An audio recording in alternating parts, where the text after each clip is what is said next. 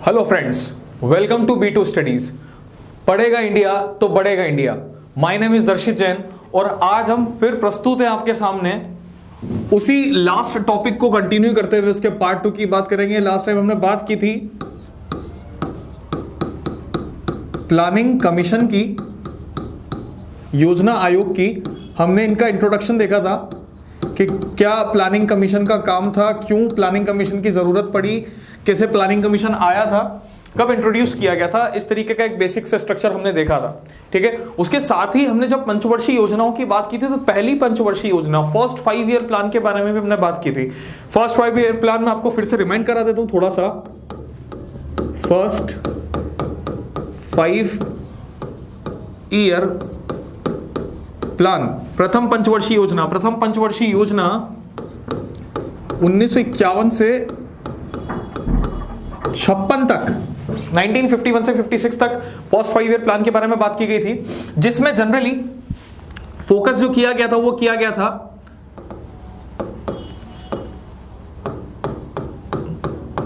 Agriculture, irrigation मतलब सिंचाई and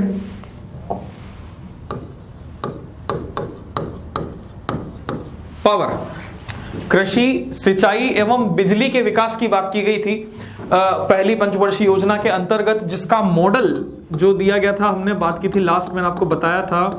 the model was Harold Domar. The model was Harold Domar model. ये हमारा पहले फर्स्ट 5 ईयर प्लान था, पहली पंचवर्षीय योजना थी। कुछ अलग अलग तरीके के प्लान्स हमने यहाँ पर इंट्रोड्यूस किए थे। जस्ट लाइक अगर हम यहाँ पर बात करें कुछ फंक्शंस की, तो if we say community development programme, community development programme हमने 1952 में कम्युनिटी डेवलपमेंट प्रोग्राम के बारे में बात की थी। इसके अलावा अगर हम बात करें कि all India khadi and rural board की यहां बात की गई थी 1953 में।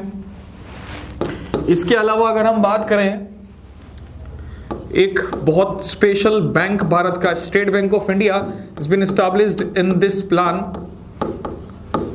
1955 में स्टेट बैंक ऑफ इंडिया का संचालन किया गया था। 1955 में स्टेट बैंक ऑफ इंडिया बनाया गया। उसके अलावा कुछ डैम्स, जैसे कि बड़े बड़े जो डैम्स हैं, जस्ट लाइक अगर हम बात करें हीराकुड डैम। इसके अलावा अगर हम बात करें यहां पर इन जनरल अगर देखा जाए तो दामोदर वैली प्रोजेक्ट, दामोदर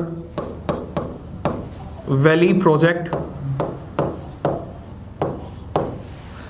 और इसके साथ साथ अगर हम देखें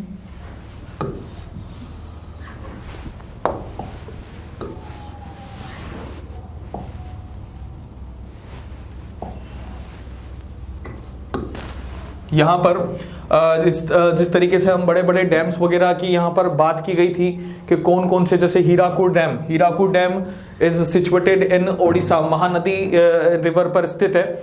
उसी तरीके से अगर हम बात करें Damodar valley project, that is a project of West Bengal and Jharkhand, Damodar नदी पर स्थित है। उसी तरीके से अगर देखा जाए तो और भी बहुत सारे डैम्स, इफ वी से कि हम यहां पर अगर देखें कि भाखड़ा नांगल वाज आल्सो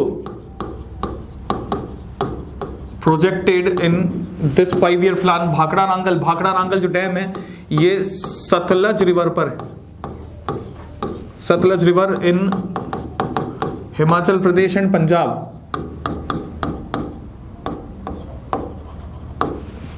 के अंदर इस डैम की बात की गई। तो कुछ इस तरीके के प्रोजेक्ट्स यहां पर लाए गए थे फर्स्ट 5 ईयर प्लान के अंदर। प्रथम पंचवर्षीय योजना which is presented by government of India at that particular time, और जो अध्यक्षता की गई थी जैसा कि हमने देखा था पंडित जवाहरलाल नेहरू के द्वारा।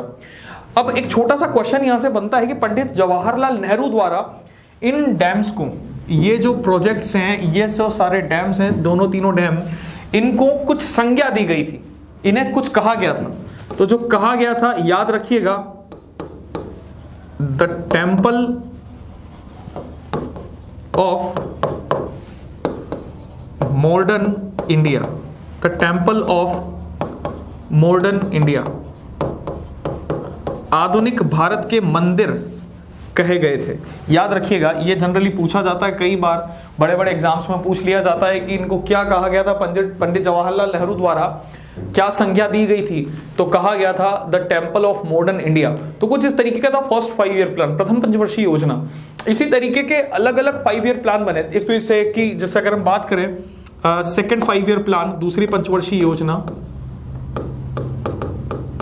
सेकेंड 5 ईयर प्लान, दूसरी पंचवर्षीय योजना। दूसरी पंचवर्षीय योजना दोस्तों शुरू की गई थी 1956 में, जिसका ड्यूरेशन था 1956 से 1961 तक, 1956 से 1961 तक। ठीक है, यहां पर जो फोकस किया गया था वो किया गया था डेवलपमेंट ऑफ बेसिक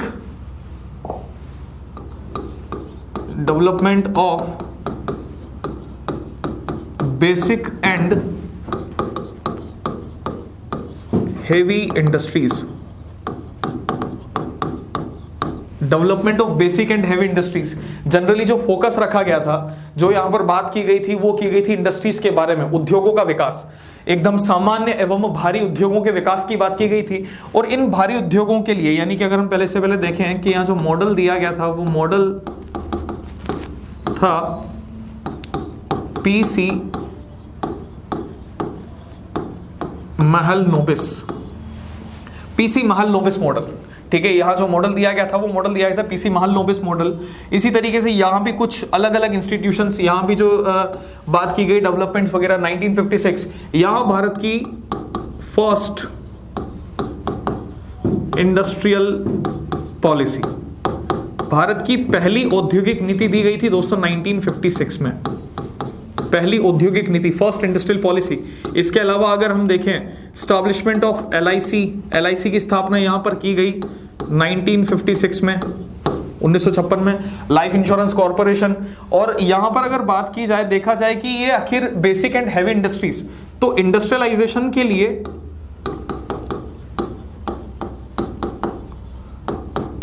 इंडस्ट्रियलाइजेशन की जो बात की गई वो की गई स्टील एंड आयरन के लिए, स्टील एंड आयरन की यहां पर बात की गई। अलग अलग तरीके के iron processing plant, steel processing plant Bharat में बनाए गए।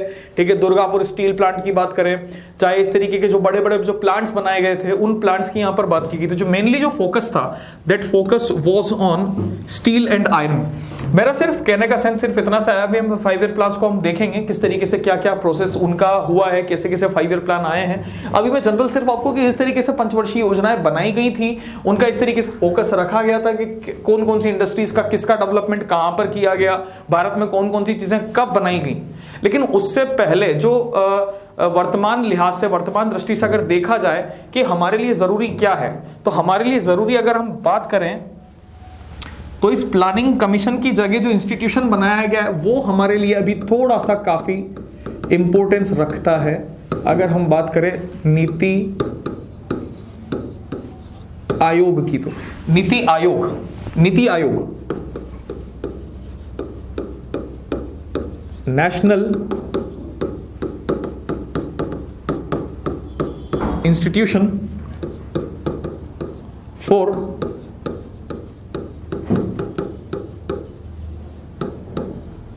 Transforming India, National institution for transforming India. जी हाँ दोस्तों, ये है एक पूरा नाम, फुल फॉर्म ऑफ NITI।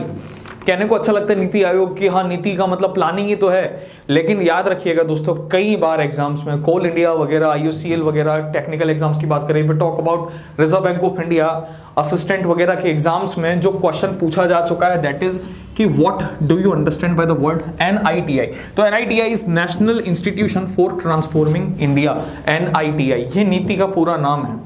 ठीक है, आते हैं इसके बेसिक्स पर, बात करते हैं कुछ। सबसे पहले अगर देखा जाए, फर्स्ट नीति आयोग की स्थापना कब की गई? नीति आयोग की स्थापना की अगर बात करें तो जो डिक्लेरेशन दिया गया था दैट इज ऑन 1 जनवरी 2015, 1 जनवरी 2015। बात अगर स्टैब्लिशमेंट की जाए तो 1 जनवरी 2015 को एक डिक्लेरेशन दिया गया, 26 जनवरी 2015 से शुरुआत कर दी गई, लेकिन जो बात की गई थी कि नीति आयोग नाम का या प्लानिंग कमीशन की जगह नीति आयोग को इंट्रोड्यूस करने की, तो वो की गई थी दोस्तों 15 अगस्त 2014 को। जी हाँ, 15 अगस्त 2014 को प्रधानमंत्री श्री नरेंद्र मोदी के वाचन में एक बात की गई कि हम जो है प्लानिंग कमीशन की जगह एक ऐसा इंस्टीट्यूशन या इस तरीके की बॉडी या ऐसा ऑर्गेनाइजेशन लाना चाहते हैं, ऐसा विभाग लाना चाहते हैं जिसमें राज्यों का और केंद्र का एक सतत मूल्यांकन हो, दोनों का एक सतत योग हो, दोनों साथ मिलकर काम करें। तो इस तरीके की इंस्टीट्यूशन की जरूरत थी। तो वो कुछ खामियां जो प्लानिंग कमीशन में मौजूद थी, उन खामियों को दूर करने के लिए इस नीति आयोग की बात की गई थी फर्स्ट टाइम 15 अगस्त 2014 को। उसके बाद में जब इस तरीके की बात की गई तो 1 जनवरी 2015 को स्टैब्लिशमेंट कर दिया गया नीति आयोग का, जिसने 26 जनवरी 2015 से काम करना भी शुरू कर दिया था। ठीक, अगर हम बात करें यहां पर established bye, second point, established by prime minister Shri Narendra Modi. प्रधानमंत्री श्री नरेंद्र मोदी द्वारा शुरुआत की गई, स्टैब्लिशमेंट किया गया इसका। थर्ड पॉइंट अगर हम देखें यहां पर,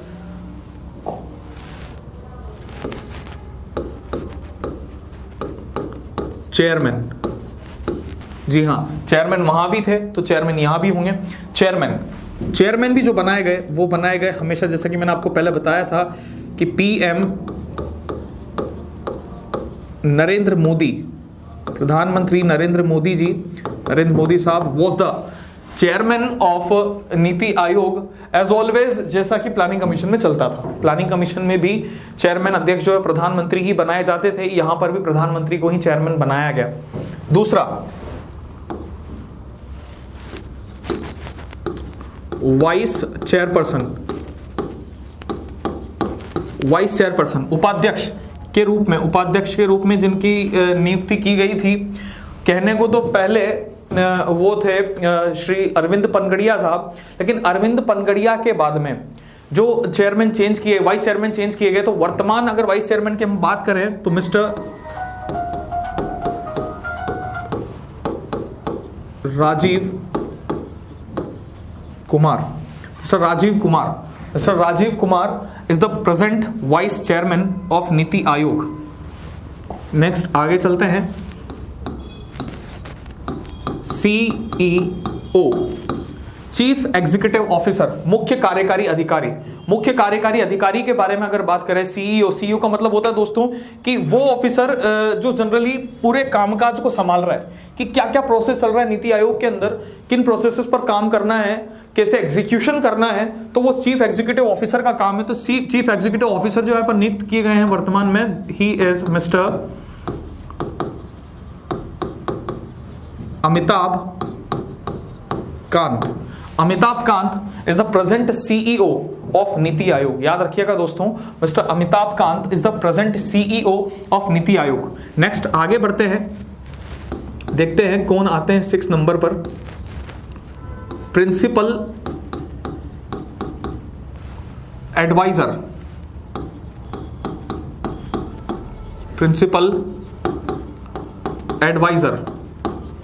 प्रधान सलाहकार जो है नीति आयोग के is mister Ratan P Wattal. Mister Ratan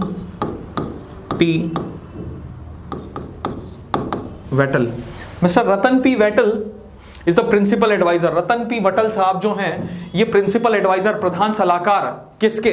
social sector of NITI आयोग। याद रखना,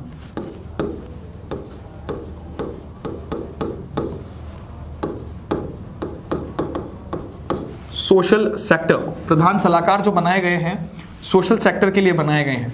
इसके बाद आगे अगर चले और मेंबर्स का अगर नाम हम यहां पर देखें तो यहां पर परमानेंट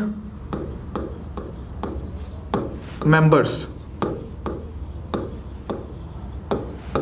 परमानेंट मेंबर्स कौन कौन है नीति आयोग में, उनकी बात करते हैं। स्थायी सदस्य, स्थायी सदस्यों की अगर बात की जाए, सबसे पहले मिस्टर वी के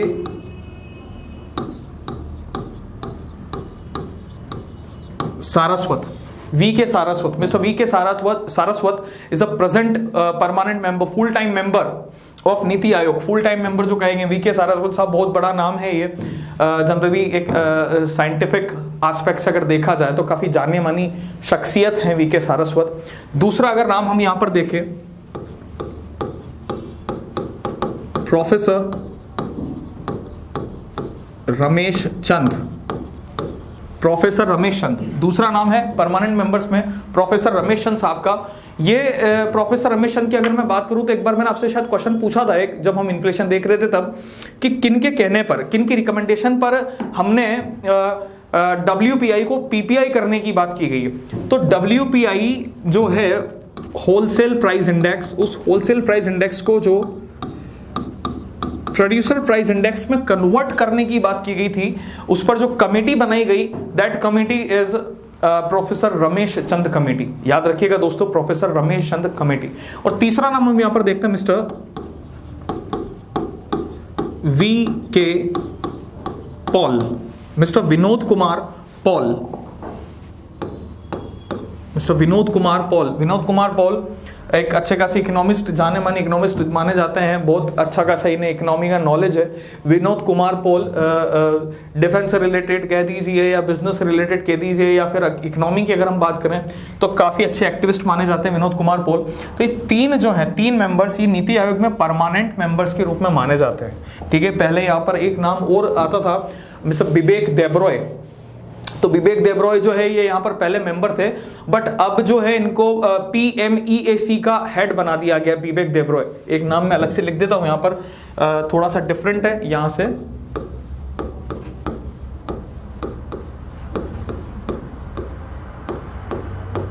विवेक देब्रॉय, इनको PMEAC, प्राइम मिनिस्टर इकोनॉमिक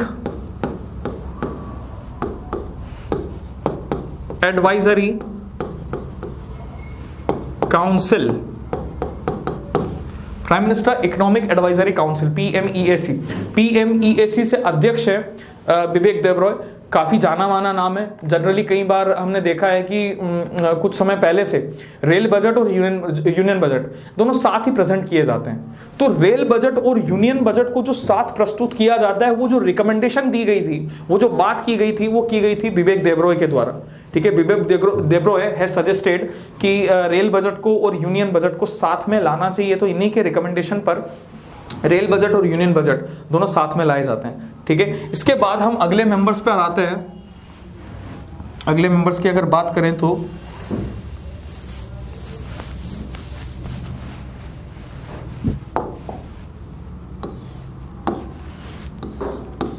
हम यहां पर बात करते हैं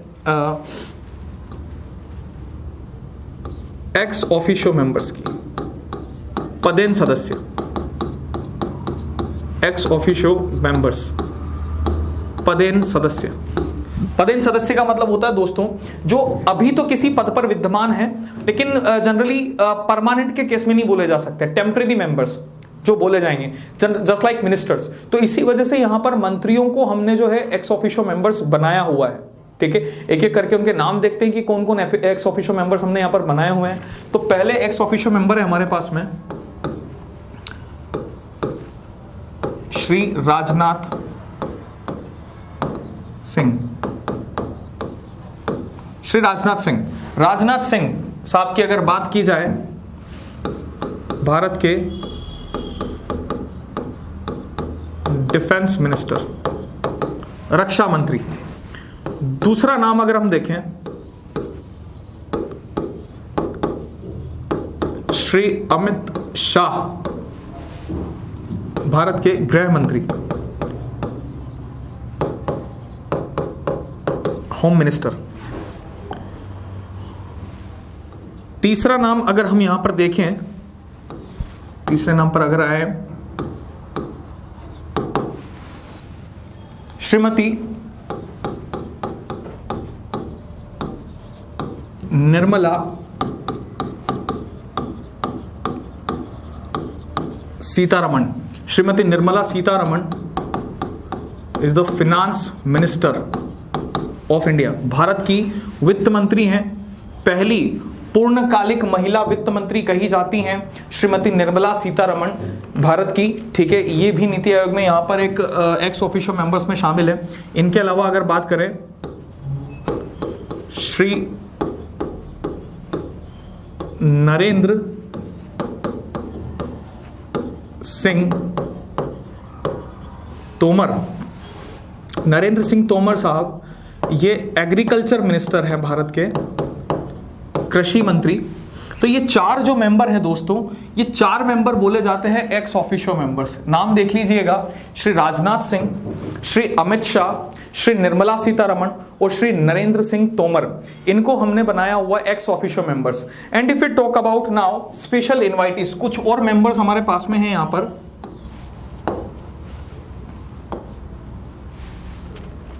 ninth number, special invitees. If we talk about special invitees, तो स्पेशल इनवाइटीज में हम नाम देखते हैं। सबसे पहला नाम देखते हैं हम श्री नितिन गडकरी। नितिन गडकरी, नितिन गडकरी साहब जो हैं ये रोड एंड ट्रांसपोर्ट मिनिस्टर और उसके साथ साथ में MSME मिनिस्टर। जी हाँ दोस्तों, एक मंत्री के पास में एक से ज्यादा मंत्रालय हो सकते हैं। तो यहां पर if you talk about, if से नितिन गडकरी साहब के बारे में अगर हम बात करें तो नितिन गडकरी जो हैं ये रोड एंड ट्रांसपोर्ट मिनिस्टर के साथ साथ में MSME मिनिस्टर भी हैं। MSME का मतलब होता है micro small and medium enterprises. तो micro small and medium enterprises minister भी हैं नितिन गडकरी। दूसरा नाम हम यहां पर देखते हैं मिस्टर पीयूष गोयल। एक नाम और हम यहां पर देखते हैं, अगला मिस्टर पीयूष गोयल। पीयूष गोयल साहब जो हैं ये भारत के रेल मिनिस्टर, रेलवे मिनिस्टर जो हैं, railway minister is Piyush Goyal.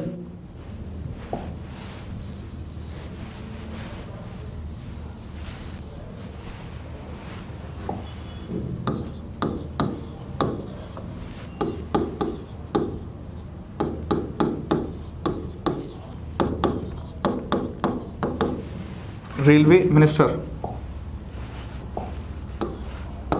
तीसरा नाम अगर हम यहां अगर बात करें तो अगला नाम है श्री थावरचंद गहलोत। ठीक है, mister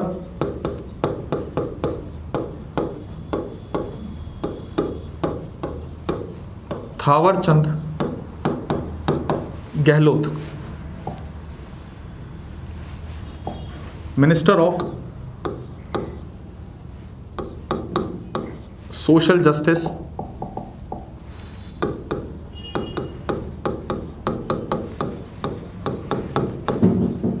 social justice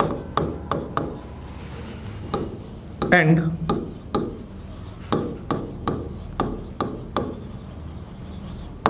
empowerment. Minister of social justice and empowerment, सामाजिक न्याय एवं अधिकारिता मंत्री। सामाजिक न्याय एवं अधिकारिता मंत्री हैं मिस्टर थावरचंद गहलोत।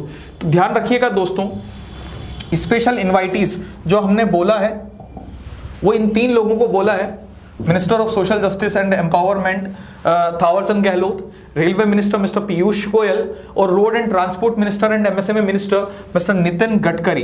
ये तीन जो मेंबर हैं ये हमारे पास स्पेशल इनवाइटीज हैं।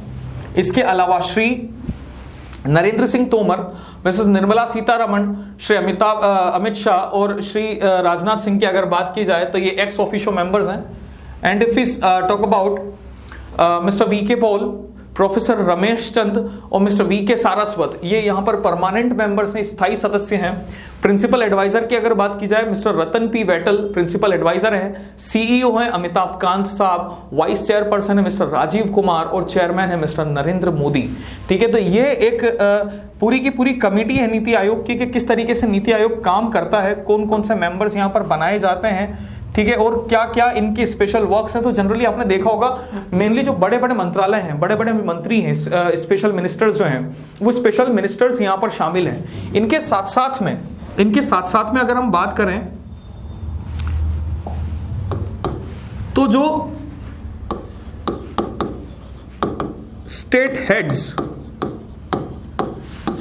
का मतलब यहां पर दोस्तों ये हुआ कि या तो सीएम या फिर हो सकता है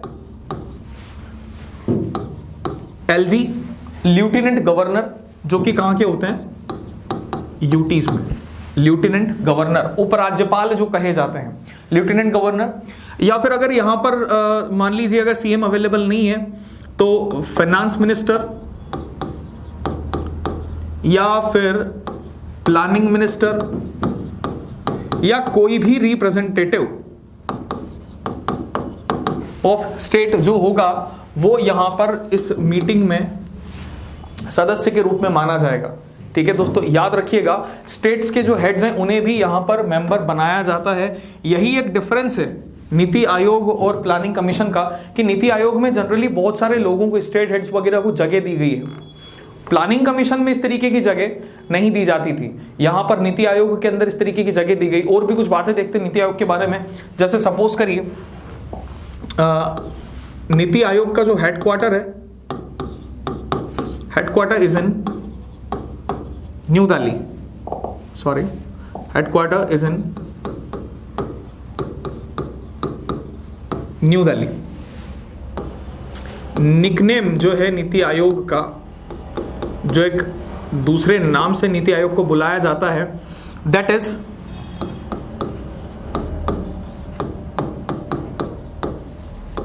think tank of India,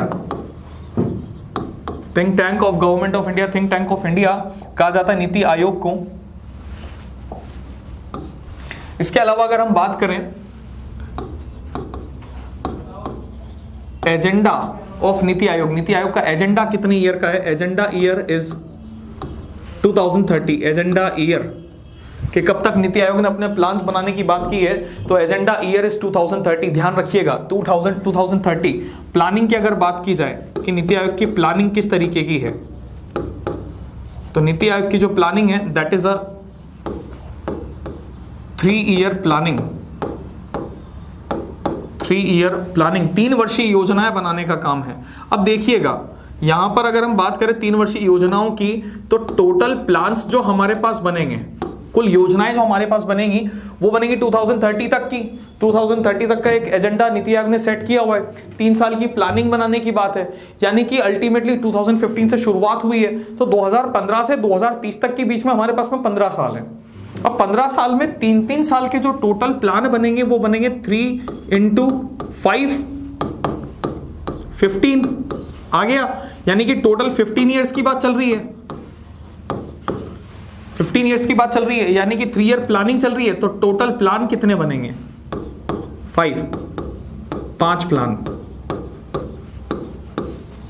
5 plans will be executed by NITI Aayog कि किस तरह से इन योजनाओं पर नीति आयोग काम करेगा, क्या क्या इसके प्लान्स होंगे, कैसे स्टेट हेड्स वगैरह, स्टेट्स के लोगों को भी यहाँ तवज्जो दी जाएगी।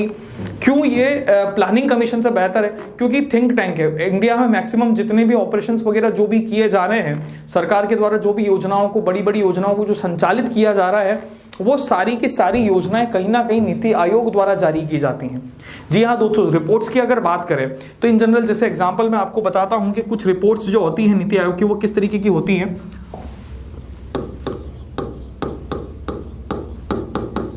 रिपोर्ट्स एंड इंडेक्स अगर हम देखें इन जनरल, छोटे छोटे जो हैं तो रिपोर्ट्स में सबसे पहले अगर हम देखें यहां पर तो ease of doing business report, ease of doing business report किस तरीके से काम करती है। दूसरा अगर हम यहां पर देखें तो जो एजुकेशन इंडेक्स है ये भी दिया जाता है नीति आयोग के द्वारा। If we talk about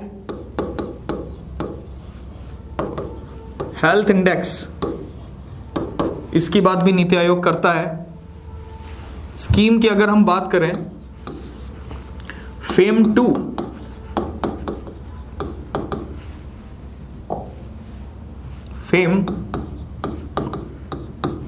2 scheme जो है ये भी नीति आयोग से जुड़ी हुई है। Fame 2 scheme is related with electric vehicles. Fame 2 जो स्कीम है जो शुरू की गई है that is related with electric vehicles. इसके अलावा अगर हम देखें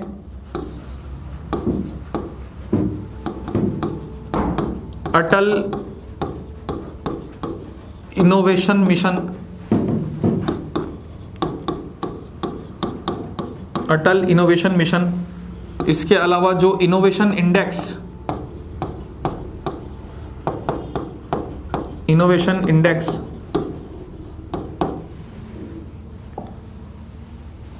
इसके अलावा यदि हम बात करें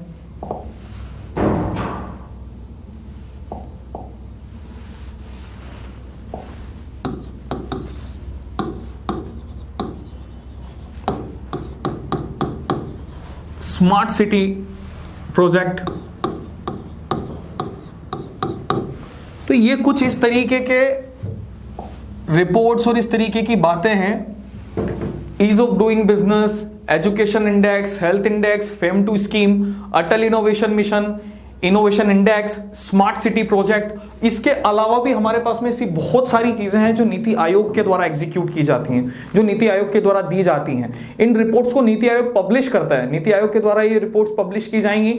अलग अलग राज्यों को इनमें अलग अलग सूची में स्थान दिया जाता है, कैसे किस राज्य का जो है हेल्थ इंडेक्स सही है। जैसे इफ वी टॉक अबाउट, हम बात करें जस्ट लाइक एजुकेशन इंडेक्स के बारे में, एजुकेशन इंडेक्स की अगर इन जनरल यहां पर बात की जाए तो एजुकेशन इंडेक्स में जैसा कि हम जानते हैं कि वैसे already Kerala is on first state, but second state पे, सेकंड रैंक पे कौन है, सेकंड रैंक किस राज्य की है यहां पर। तो कुछ इस तरीके की रैंक्स और इस तरीके की बातें हमारे लिए काफी जरूरी हो जाती हैं, कुछ इंपॉर्टेंट चीजें आ जाती हैं सामने।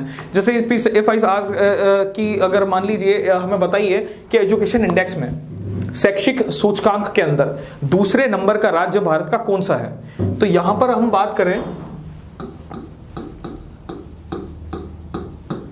राजस्थान की, तो Rajasthan is on second place, Rajasthan is on second place, दूसरे नंबर पर बात की जाती है राजस्थान की। तो ऐसे बहुत सारे इस तरीके के इंडेक्सेस और बहुत सारे इस तरीके के रिपोर्ट्स वगैरह जो है ईज ऑफ डूइंग बिजनेस यानी कि व्यापारिक सुगमता। अब देखिएगा जैसे ईज ऑफ डूइंग बिजनेस, इसको मैं यहां पर इन इंडिया लिखूंगा। क्यों इन इंडिया लिखूंगा, वो इस वजह से लिखूंगा क्योंकि ease of doing business report अगर मैं यहां पर देखता हूं, अगर मैं ये लिखता हूं ईज ऑफ डूइंग बिजनेस, ये रिपोर्ट किसके द्वारा दी जाती है, तो this report is generally published by world bank, world bank on international level, on international level.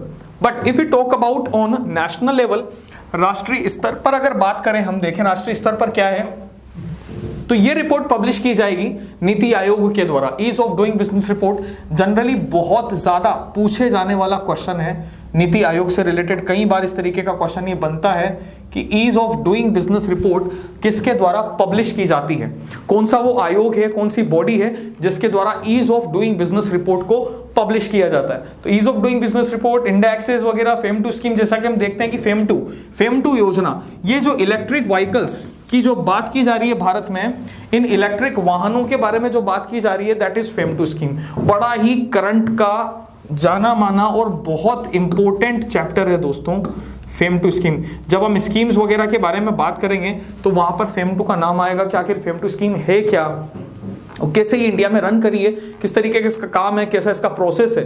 तो ये सारी कुछ इस तरीके की प्लानिंग, इस तरीके की योजनाएं जो बनाई गई हैं, ये सारी की सारी योजनाएं नीति आयोग के द्वारा दी गई हैं। कैसे फेम टू स्कीम पर अटल इनोवेशन मिशन, कौन सा राज्य इनोवेशन इंडेक्स में सबसे ऊपर है, कौन सा नीचे है। तो ये जो रैंकिंग जो है ये काफी जरूरी है, जनरली करंट यहीं से डेवलप होगा आपका।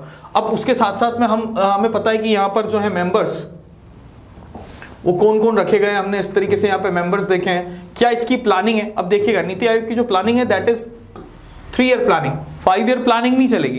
पंचवर्षीय योजनाओं की बात नहीं करता, जनरली नीति आयोग 3 वर्षीय योजनाओं की बात करता है। इन्हीं 3 वर्षीय योजनाओं को सिंगल ईयर के सेटअप में बांट दिया जाता है, और कहीं ना कहीं इन्हीं योजनाओं को फोकस में रखते हुए भारत का बजट प्रस्तुत किया जाता है। तो जो भी जिस भी ईयर में जैसा भी बजट प्रस्तुत किया जाएगा, प्रेजेंट किया जाएगा, वो नीति आयोग की इन स्कीम्स पर, इन चैप्टर्स पर, इन बातों पर जनरली वो बजट दिया जाता है। ठीक है दोस्तों, अभी आज जो हमने बात करी है वो इस तरीके की कुछ बात की है कि हमने देखा है कि प्लानिंग कमीशन के बाद हम जिस आयोग को लेकर आए हैं उसको हमने नाम दिया नीति आयोग। ठीक है, योजना आयोग हमारे पास में था प्लानिंग कमीशन। प्लानिंग कमीशन ने 12 5 ईयर प्लान दिए, 12 पंचवर्षीय योजनाओं की बात की। उसके बाद में बात की गई यहाँ पर नीति आयोग के बारे में कि नीति आयोग क्या है, national institution for transforming India. 1 जनवरी 2015 पीएम नरेंद्र मोदी जो हैं वो चेयरमैन हैं इसके, और vice chairperson mister Rajiv Kumar. कई बार ये क्वेश्चन देखिएगा, 2 चीजें मैं आपको बताता हूं, 2 नाम, वाइस चेयरपर्सन और सीईओ। वाइस चेयरपर्सन और सीईओ ये दोनों हमारे लिए बहुत ज्यादा इंपॉर्टेंट है। ये दोनों हमारे लिए काफी ज्यादा इंपॉर्टेंट है कि राजीव कुमार, मिस्टर अमिताभ कांत, किस तरीके का इनका फंक्शन है, किस तरीके के इनके काम है। तो दोनों का नाम ध्यान रखिएगा। Mister Rajiv Kumar is the vice chairperson, mister Amitabh Kant is the CEO of NITI Aayog. ठीक है, इसके बाद में अगर आगे हम चले तो यहाँ पर principal adviser mister Ratan P Vettel. कौन कौन से मेंबर्स यहाँ पर आए, वी के सारस्वत, मिस्टर रमेश चंद और मिस्टर वी के पॉल। और ये जो इस तरीके के जो मिनिस्टर्स थे इनको एक्स ऑफिशो हमने कह दिया स्पेशल इनवाइटीज, विशेष आमंत्रित सदस्यों की हमने बात की। ठीक है दोस्तों, ये था हमारा चैप्टर जनरली नीति आयोग। बहुत इंपॉर्टेंट और बहुत छोटा चैप्टर है कहने को, लेकिन ये जो रिपोर्ट्स और ये जो इंडेक्सेस हैं ये हमारे लिए काफी जरूरी हैं। तो जब हम नेक्स्ट टाइम पे बात करें तो इन इंडेक्सेस को और इन रिपोर्ट्स के बारे में, इन सूचकांक और इन रिपोर्ट्स के बारे में थोड़ा सा देख कर आइएगा कि किस किस तरह से, मैं आपको बता देता हूं जिन रिपोर्ट्स की हम बात कर रहे हैं।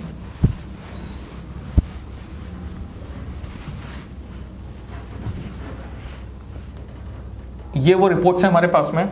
इन रिपोर्ट्स के बारे में थोड़ा सा पता करिएगा, कौन सा राज्य यहां पर पहले नंबर पे आता है, कैसे किसकी रैंक लगती है, क्यों ये जरूरी है, क्योंकि प्रेजेंट की जितनी भी स्कीम्स हैं और जो भी करंट अफेयर्स बनता है एग्जाम का वो इन्हीं स्कीम से बनता है, इसी नीति आयोग की इन स्कीम से बनता है। चाहे प्रधानमंत्री किसान सम्मान निधि हो, चाहे वो फेम 2 हो, चाहे वो किसी भी एजुकेशन से रिलेटेड कोई स्कीम हो, चाहे आयुष्मान भारत हो, तो ये सारी स्कीम्स जो हैं इनके सबके पीछे कहीं ना कहीं नीति आयोग जुड़ा हुआ है। तो कोशिश करिएगा कि इन स्कीम से रिलेटेड बहुत सारी बातें हैं आप लोगों को पता लगे, उन पर हम आगे बात करेंगे, विचार विमर्श करेंगे। ठीक है, तब तक के लिए थैंक यू सो मच।